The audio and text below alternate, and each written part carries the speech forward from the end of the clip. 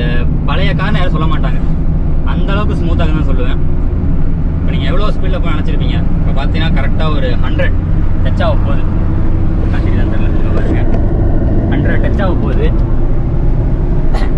So அந்த சின்ன vibration அது மாதிரி எதுவுமே கிடையாது, செம்மையாக போயிட்டுருக்கு வண்டி. ஸோ பக்காவாக இருக்குன்னு சொல்லுவேன். அந்தளவுக்கு மெயின்டெனன்ஸும் ஒரு மெயினான முக்கியமான விஷயம் தான். ஸோ அந்தளவுக்கு மெயின்டைன் பண்ணுறாங்க நம்ம ஆளுங்க. ஸோ க்ரூசிங் அட் 120 ஈஸியாக 120 தொடுன்னு தான் சொல்லுவேன்.